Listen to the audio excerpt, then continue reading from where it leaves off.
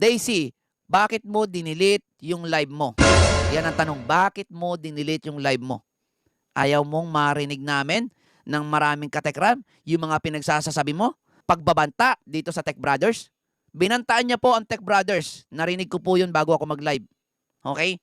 Nanonood ako kanina, nakikinig ako kanina, nagbabanta po siya. As in, pinagbabantaan niya po ang Tech Brothers. Ang sabi niya, humanda kayo. Ha? May susunod pa, sabi niya. Ha? Ang sabi pa niya, kung tumatawa kayo ngayon, ha? Iiyak kayo sa susunod. Yun ang sabi niya. 'Di ba? Sobrang nananakot siya. Ang laki ng tiwala sa sarili ng gaga. Ninong Francis, may tumatawag at gusto yata makipag-usap. Ay sabi ni Ninong Francis ay hindi ko kayo kakausapin. Ha? Naku po. Pero according po kay Poren, naka-ready na sila. Ibig sabihin, hindi sila magko-comply. Hindi sila magko-comply. O, Ayaw ayan. nilang bawasan yung pera nila. O ayan, hindi magko-comply. Ayan, Daisy. Hindi magko-comply doon sa mga demand letter. Nakahanda sila. Bleh. Yan na ang magiging totoong laban. Okay? Yan na ang magiging totoong laban. Eto guys, meron dito na sinasabi si Tatay Tek Poren. So, ano mo doon pala? Ano masasabi mo, Kuya Poren? Ano yung next step ba yung gagawin sa ganung sitwasyon? Matagal na naka-step. Lahat naman preparado na lahat. Prepare na lahat. Handa naman na lahat. Ano na, Daisy? Preparado na. Handa na lahat. Yari kayo. Yari kayo ngayon. Pag kayo ang nabalikan, pag kayo ang naka-receive ng demanda, ano kaya ang gagawin nyo ngayon? Ha? Eto, pakinggan nyo maigi, ha? Pakinggan nyo maigi kung anong sinasabi ni Tatay Tek Poren dito, ha? Pakinggan nyo, ha? Ano yung next step ba yung gagawin sa ganung sitwasyon? Matagal na naka-step. Lahat naman preparado na lahat. Prepare na lahat. Handa naman na lahat. Hinihintay lang natin talaga yung moves nila eh. Hindi naman tayo talaga yung unang moves dyan. Sila yung una. Di ba? Naghihintay lang sila ng moves ninyo, Daisy. Dahil nga kayo, nag-move na kayo, ha? Nag-moves kayo, gumagalaw kayo, ha? Hinihintay lang nila. Tapos sasabihin nyo, ipapalabas mo na natatakot, may dagok at problemado sila. Ulol ka, Daisy. Kaya nga binura mo yung live mo kanina eh. Ha? Kasi napahiya ka.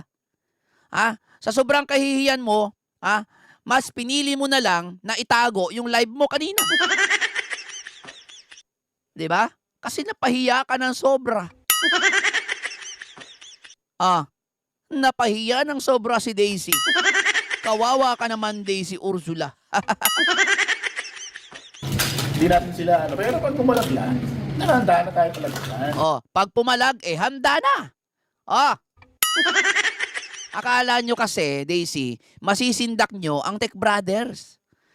Akala mo kasi madadaan mo sa pananakot mo, sa pagbabanta mo na, sige, pag nag-live kayo, alam nyo naman ang kahihinatnan. Nag-live sila, Daisy.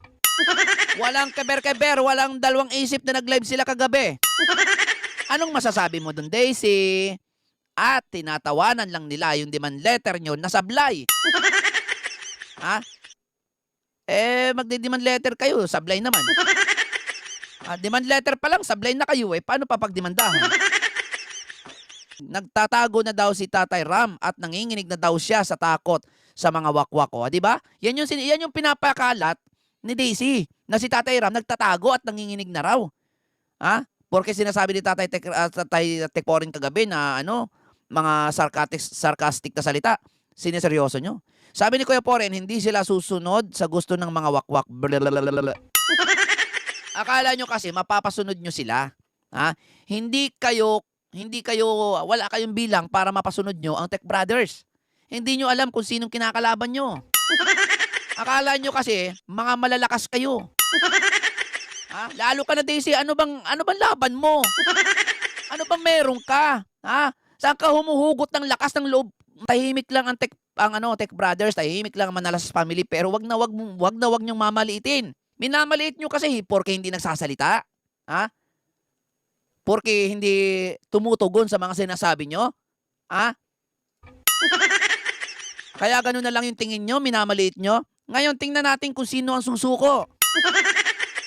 Sino ba kasi ikaw, Daisy? Sino ka ba? Gaano ka ba kalaking tao? Ha? Malaki lang yung bilbil mo. Pero yung utak mo, gamonggo. Kaya sino ka para katakutan ng Manalasas family? Kahit nga ako, hindi ako nakakaramdam ng takot sa iyo eh. Lalo na sa inyong mga wakwak kayo, mga pukin ng inyong mga punyeta kayo eh. Kahit pagmumurahin ko kayo dito, wala akong pakialam, wala akong nararamdaman takot sa inyong mga punyeta kayo. Magsama-sama pa kayo, kita-kita tayo. Magdala pa kayo ng pulis at abogado nyo. Pagsasapakin ko pa kayo sa harapan ng abogado nyo at mga pulis sa kasama nyo. O ano? Game? Ina nyo, kala nyo, lalakas nyo eh. Tapos sa susubukan nyo, sinatatay Tekram pa. Porke kala nyo malakas na kayo, porke hawak nyo si Dave, puki ng ina nyo. Akala nyo, pag hawak nyo si Dave, magpapalakas sa inyo. Kaya DC, magtago-tago ka na kasi ako, mismo ako, tutulong ako kay na Tatay Tekram, para puki ng ina mo ka, may paglagyan ka. Sinasabi ko yan sa'yo, Daisy, kasi dinamay mo anak ko, asawa ko, magulang ko, may atraso ka na rin sa akin. Imbis na ang atraso mo kay na Tatay Tekram lang, sa akin, may atraso ka na rin. Kaya magtutulong-tulong kami, maski ako tutulong ako, para dagitin ka, tanga. Tandaan mo yan, Ursula. Tandaan mo yan. Marks my word. Tutulong ako sa Manalasas family para maano ka. Kumbaga yung nararapat sa'yo mangyari. Kung ano yung nararapat sa'yo. Sa mga pinagagawa mong tarantado ka. Gago ka pala eh. Parang una pa lang nakaredy. Prepared na. Kasi nga mga ano yan eh, mga bibil. Oh. Ayan. Kasi mga demonyo kayo, hindi mananalo, hindi kayo mananalo. Hindi kayo mananalo. Daisy, sinasabi ko sa'yo. Kasi devil kayo eh. Nagtatago at nag-aanyo kayong tupa. Nagtatago kayo sa pagbabanggit nyo sa pangalan ng Panginoon. Nagtatago ka sa hindi mo pagmumura. Pero deep inside, alam naming demonyo ka. Alam naming demonyo ka, Daisy. Kaya, Daisy, mark my word, mark my word. Isa ako sa tutulong. Para mahagilap ka at bigyan ka ng leksyon. Promise yan. Masyado kasi mataas ang tingin nyo sa sarili nyo porque nandyan sa inyo si Dave. Akala nyo may pagtatanggol kayo ni Dave? Utang ina, anong alam niyan? Sabi ko sa inyo porque andyan sa inyo si Dave, akala nyo may sasalba kayo niyan? Walang magagawa sa inyo niyan, mga tanga. Bibil niya pa kaya talaga, pinag-aandaan yan. Pero may hangganan din lang natin, hangganan na. Darating tayo sa sukdulan talaga, pag sinagad na nila. Sukdulan. Darating, Daisy, alam mo yung salitang sukdulan? Darating kayo sa sukdulan. Kasama na ako doon, Daisy. Hingina mo, sinasabi ko sa'yo. Sabi ni John Town Vlog, DC, kinurap nyo ang pagkatao ng bata noong nasa kahit... Totoo yan. Corruption of minor po ang pwedeng isang pangkaso lalo na dito sa mga to. Siyempre, nangunguna na si Francis dyan. Maliwanag na corruption of minor po talaga yan. Okay? Dapat sinasampulan na talaga to, guys. No? Yung tipong magkakaroon siya ng kaso dito sa Pilipinas para hindi na siya makalabas ng bansa. Basta nasa tama talaga, kailangan natin ipaglaban yan. Hindi pwedeng manaig ang kasamaan ng mga yan. Tingnan nyo, guys. No, yung nag-live si Daisy kanina, hindi ko makita ngayon. Hinide niya, tinago niya. Bakit niya tinago? Kasi meron na namang sablay dun sa live niya na yon. May sablay na naman. As in, may sablay na naman sa live na yon. Diba? Nako naman, Daisy. Mahirap yan, Daisy. Mahirap yan. Kailangan kapag pinasok mo yan, alam mo kung paano lalabasan. Sigurado naman, matagal ka nang hindi nilalabasan. Teka lang, paano napunta yun doon? Wait lang, parang iba yun. Parang iba yun. Sorry. Mali pala yun. Na-level ko na yung sarili ko sa kanya para kay Tatay Tekram. Okay? Eto nga eh. Bumaba nga ako sa level niya eh. Para kay Tatay Tekram yun. Hindi para kung kanino-kanino. Kasi sa totoo lang, para sa akin, hindi naman talaga dapat patulan tong mga to. Kaso, may mga tao silang naloloko eh. May mga taong naniniwala pa rin sa kanila. Na kung saan, kung ano-ano pa rin ang sinasabi kay Tatay Tekram, di ba? So, kailangan kong ibaba yung level ko sa level niya para tumayo o lumaban para kay Tatay Tekram. Di ba? Okay lang na maging magka-level kami, okay lang na i-level ko yung yung sarili ko sa kanya. Maano ko lang, masopla ko lang tong taong to. Kasi dumadami rin eh, kahit marami kasing bubo eh na naniniwala. Marami pa rin bubo na naniniwala. Magtutulong-tulong kami, Ursula. Kaya ikaw, maghanap-hanap ka na ng mag-i-sponsor sa'yo. Alam mo, Ursula, kahit marami pa ang mag-sponsor sa'yo, kung mali o nasa mali ka, wala kang laban. Wala kang panalo. Yun yung sasabihin ko sa'yo, Kahit na marami pa mag-sponsor at tumulong sa'yo, financial, magubos ang pera, wala ka pa ring panalo kung nasa mali ka. Tandaan mo yan.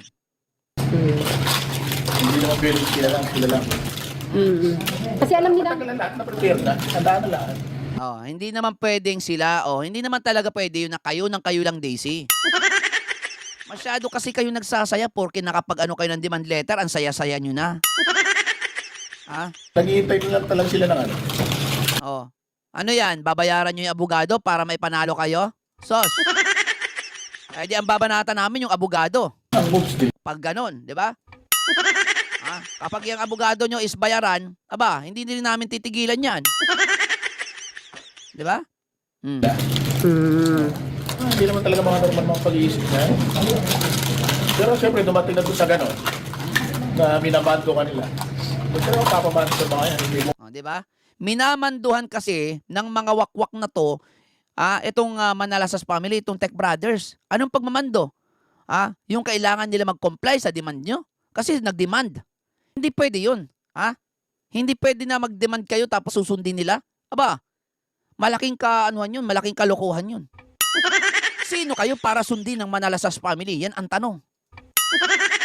Sino si Dave para sundin ng Manalasas family? Pinulot lang naman yan sa putikan. Bali-balik ta rin man ang mundo, pinulot lang si Dave sa putikan. So sino yan para sundin ng Manalasas family? Ano yan? Pinulot sa putikan tapos pag lumaki susundin nila? Sige nga. Halimbawa ako, meron akong pinulot na bata.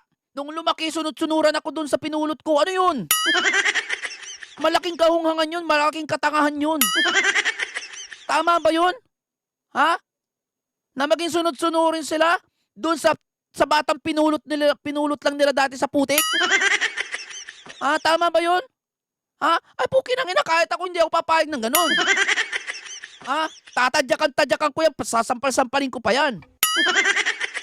Kaso itong mga putik na tong mga wakwak na to, ang yayabang, akala mo mga kung sino. Akala mo talaga merong mga ibubuga. Akala mo talaga kayang-kaya nilang mapatumba si Tatay Tekram. Gamit ang pera nila, nawala naman. Papa Bear TV, tama ka. Yung live ni BJ Kalabaw, nawala. At yung kay Daisy, Wakwak Ursulaw, nawala. Alam nyo bakit? Sabi ni Tol Rolly TV, wala. Nawala talaga yung kay Daisy, tinanggal niya. Bakit? Meron siyang mga salita doon na hindi pasok na pwedeng balikan talaga. Kaso ang pagkakamali ko, hindi ko na-record. Yung mga sinabi ni Daisy. May sinabi si Daisy doon na talagang pinupunterya niya ang Tech Brothers, binabantaan niya. May pagbabanta po si Daisy. Death threat. May death threat po si Daisy sa Tech Brothers. Narinig ko Tingnan nyo, hindi naman niya i-hide yan kung wala. Diba? May death threat akong narinig. Pinagbabantaan. Ang sabi pa niya, humanda kayo Tech Brothers. Kung tumatawa kayo ngayon, hindi na kayo makakatawa sa susunod. Yun yung sabi niya. Yun yung narinig ko. Wow! Daisy, sino ka? Daisy, sino ka, Daisy? Para sabihin yan. Oh, sabi ni Ate Ethel, ang sa isip nila natakot yung Manalastas family sa demand letter. O ayan, nag-live sila, pinakita nila na di sila natakot, kalma lang yung Tech Brother. Oh, kala mo Daisy, susundin ka ng Tech Brother ano? Na hindi magla-live ano? Ayun oh, nag-live kagabi nung pinakita pa yung demand letter na 3. Oh. Tapos yung isang demand letter, sinabi pa kung anong laman. Motorcycle na may sidecar ang dinedemand. Wow. Oh. Magsampa kayo ng kaso. Kala nyo, hindi handa ang Manalastas family para labanan kayo? Ha? Marami ho. Marami kaming lalaban sa inyo. Iilan lang kayo. Sabi nga ni Tekporen, kahit umabot ng sukdulan. Ursula, kahit umabot ng sukdulan. At pagdating ng sukdulan na yon, sino kaya magiging kawawa? Daisy, pagdating ng sukdulan na yon, sino kaya ang magiging kawawa sa tingin mo? Nakikita-kita mo na ba kaya dinilit mo yung live mo kanina? Nakikinit-kinita mo na ba? Kung magsalita sila, pinilit daw na kinuha si Dave sa Divisoria. Yan, hindi. Kala ko ba nakasubaybay kayo, Daisy, kay Dave? Hindi nyo ba napanood na si Dave tumawag kay Tatay Tekram para magpasundo? Lockdown nun. Yun yung kasagsagan ng lockdown. Pero si Tatay Tekram, walang ano-ano, lumabas siya ng bahay kahit bawal lumabas. Tingnan nyo nag-risk siya. Si Tatay Tekram, nag-risk ng buhay niya. Nag-risk ng kalusugan niya para lang puntahan si Dave dahil tinawagan siya nito. Ganun kamahal ni Tatay Tekram si Dave. Handang magbuwis ng buhay para kay Dave. Pero si Dave, handang sirain si Tatay Tekram. Yun ang masakit doon. Kaya naman ngayon, si Tatay Tekram, kahit papaano, nagiging matigas na ang puso niya pagdating kay Dave. Ikaw ba naman sabihin na, content mo lang ako. Di ba? Ewan ko na lang kapag hindi ka pa tumigas ang puso mo dyan sa batang yun. Di ba? Di ba? Daisy. Tatawa-tawa ka pa kahapon Pero doon sa live mo kanina, halatadong pikon na pikon, depressed, stress at takot na takot ka. Habang takot na takot ka, nakakapagsalita ka pa ng pananakot sa Tech Brother. Nakakapagsalita ka pa ng pagbabanta at death threat. Sabi ni Russell Gandia, Daisy, matakot ka sa taong tahimik. Baka ikaw ay tawa now, iyak later. Mas matakot ka sa taong tahimik kasi di mo alam ang ginagawa ng Tech Brothers pero tahimik lang sila. Ilagay mo yan sa coconut mo. Mga tanga kasi yan. Pakiramdam nila sila ang tama. Yun nga po wala talagang mali sa kanila. Wala. Oo, wala talaga. Wala. Hindi mo pwedeng sabihan na mali sila. Kahit kitang-kita ng maraming tao na sila ay mali, pero sila, pinapanindigan nila na tama lahat ng ginagawa nila at hindi sila nagkakamali. Bakit gayon? Bakit kaya gayon sila, Oo. Ang tapang-tapang pa nito. Sabi ni Ate Ethel, sabi ni Tekporen, demand letter yung sa kanila, pero si Tekporen, aakyat sila sa pinakamataas. Wala naman kasi silang pera, Ate Ethel, kaya demand letter lang yung kaya nila. Oo. Doon pala nagpahalata na sila na wala talaga silang pera. Doon pa lang nagpahalata na sila Ngayon, sina Tatay Tekram na, sina Tekpori na ang may gusto na iakyat sa taas. Kamusta naman kayo ngayon? Sabi na, I'm not perfect. Nag-alaga pa naman ng ahas na dilulo. Tapos, ginapang ng mga unyango na Guramax. Guramax. Sabi ni Ate Mia Hashimoto, ang tapang ni Ursula, parang lalaki. Nako. Sabi ni Susan Vergara, walang utang na loob na gador. Ayun talagang tamang term, walang utang na loob. Sabi ni Maxi, si BJ, hindi na nakasubaybay sa Tekram Vlog. at banat ng banat sirain si Tekram sa halagang 60,000 pesos. Ngayon nakita na tagilid mga wakwakers, ngayon pa siya magre-research. Kaya nga 'di ba sabi ni matinding research daw 'to. Kasi nga tagilid sila ngayon. Mukhang tatakbo si BJ yata no? Mukhang mag-iiba siya ng pagba-vlog. Hay. 'Di ba? Oh. Sabi ni Salva Vanessa, tama Papa Ber, si Dave mismo ang tumawag noon kasi magpasundo na siya, sabi pa ni Dave at saka yung tindahan na kinukuhanan nila ng lockdown na din daw. Knockdown na rin daw. 'Di ba? May vlog 'yun. May vlog 'yun. Oh. Sabi ni Ate Maxi, Daisy, totoo, silent waters run deep. Ang daldal mo kasi Daisy, live ka ng live kasi gusto mong makabudol, gusto mong kumita Yan tuloy ang nangyari. 'Di ba? Yan tuloy ang nangyari.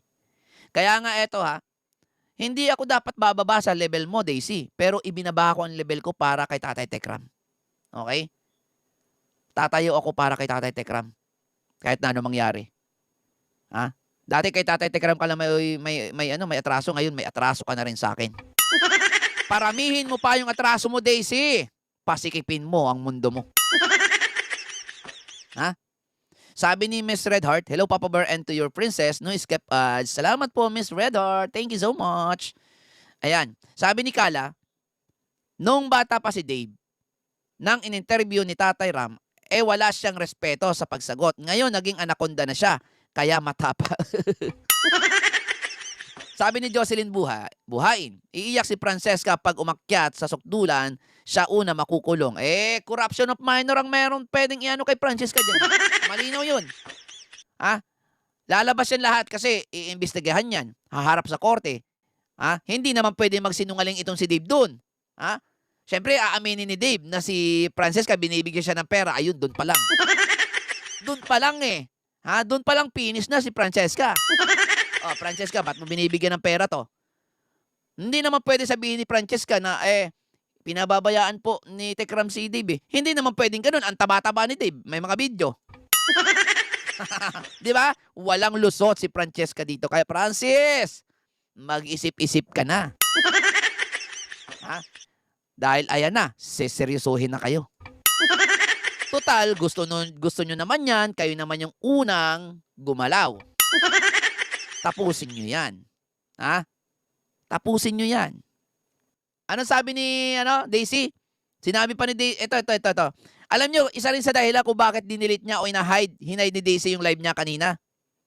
Sinabi niya rin doon na nagtatago daw si Tatay Tekram. Sabay nag-live si Tatay Tekram, aroy. Ay, napahiya ako. I-hide ko muna yung live ko. Aroy. Di ba? Ayan, Ate Michelle Japina, mga katekram. Good job. Ayan na, bibigyan ko kayo ng hint. Bibigyan ko kayo ng idea. Bakit nga ba hinide ni Daisy yung isang live niya? Ang dami niya kasing sablay. Unang-unang sablay niya, sinabihan niya na si Tatay Tekram daw ay nagtatago na dahil sa takot. Sabay nag-live si Tatay Tekram. Ayun, nag-stop ng live si Daisy. Sabay tinago niya yung live niya. Napahiya ang gaga. Napahiya talaga. Oo. Sobrang laking kahihiyan yun. Yung tipong ipapakalat mo sa viewers mo, ipagkakalandakan mo sa viewers mo na, yung tatay nyo, yung Tatay Tekram nagtatago na. Sobrang takot sa dumating na demand letter. Ayan, tingnan nyo. Hindi nagpakita dun sa live kagabi kasi natatakot na. Nagtatago na. Biglang nag-live si Tatay Tekram. Ayun. Sabi ng mga nanonood sa kanya, Huy, TC, fake news ka na naman. Kala ko ba nagtatago si Tatay Tekram at takot na takot na. Ayun, naka-live Ha? Naka-live? Ay, pusang gala. Patayin ko yung live ko. Hide ko muna. Mapahiya ako. Aray ko, Daisy. Daisy! Wow, mali. Daisy, nawawali ka ba, Daisy? Ay, wait lang. Ate Melanie Peña. Di ba, Daisy? Pikon na pikon ka, di ba? Eh ngayon, papaiyakin pa kita. Oh, sasabihin mo kami na fake news kami. Pero ikaw naman talaga, yung totoong fake news.